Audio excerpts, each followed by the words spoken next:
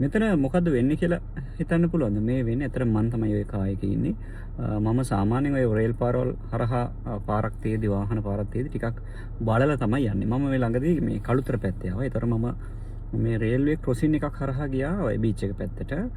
එහෙම යද්දී මම ටිකක් හොඳට නෝටිස් කරගෙන ගියේ. හොඳට බලද්දී ඒකේ ඇත්තටම අර මේ රේල් ගේට් එකක් නැහැ.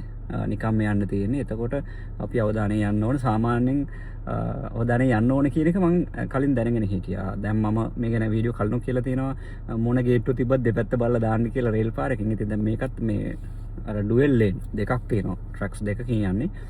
ඉතින් අපි බීච් එක පැත්තට ගිහිල්ලා හවස එද්දී ටිකක් ක්‍රෑ වෙලා තිබ්බේ. එතන මේ කලර් ලයිට් එකක් තියෙනවා. හැබැයි ඒක හරියට පේන්නේ නැහැ. ඒක මේ අර මේ රේල් පාරට පැරලල් ලේ දෙක තියෙන්නේ වමටයි දකුණටයි.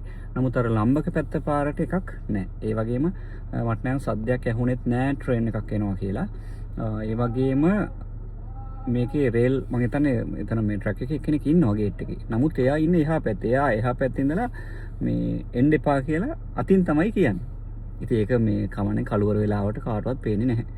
දවල් වෙලාවටත් මං හිතන්නේ නැහැ පේනවා කියලා. ඒක තමයි ඔයගොල්ලෝ දැකලා ඇති ඔය රේල්වේ ඔය මේ ක්‍රොසින් වල ඇක්සිඩන්ට් වෙච්චාම මිනිස්සු වොයිස් කට් දෙනවා.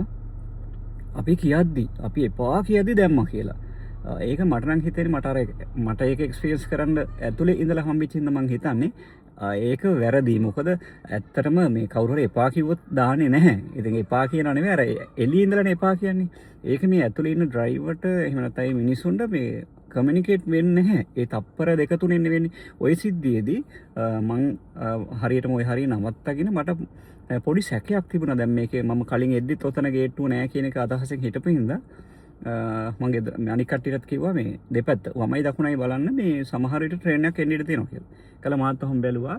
බලලත් එක තප්පරයකට මම යන්තම් දැක්කා මේ උඩ ලයිට් එක ට්‍රේන් එකේ. එහෙම බලද්දි මට පේනවා මේ ලයිට් එක රතු වෙලා තිබුණා. හැබැයි ඒක ඉතාමත්ම ක්ෂණයකින් ඒක තප්පර 3-4න් රතු වෙනවා ඒකලා නැති වෙනවා. අර ට්‍රේන් එක මම හිතන්නේ පැය කිලෝමීටර් 80 100 විතර වේගෙන් යන්නේ. ඒක බැරි වෙලා දැම්ම නම් ඇක්සිඩන්ට් වෙනවා. ඒකයි මට හිතුනේම අර ගොඩක් විට දාන්න එපා කියලා මිනිස්සු කියනවා. එළියේ ඉඳලා එනට ඒක පේන්නේ ඇත්තටම මේකේ මට කියන්න ඕන වෙන්නේ ඔයාලා විශේෂයෙන්ම ට්‍රේන් එකක් හරහා ට්‍රක් එකක් හරහා පාරක යන්න තියෙනවා නම් ගේට්ටු තියෙන තැන් තියෙනවා ප්‍රධාන තැන්. ඒ වගේ ප්‍රශ්නයක් නැහැ. ගොඩක් විට නවත්තනවා ගේට්ටු වැහෙනවනේ යන්න බෑනේ. ඊට පස්සේ සමහරට ගේට්ටු නැතිව ඔය වගේ කලර් ලයිට් තියෙනවා. ඒක හරිම ඩේන්ජර්.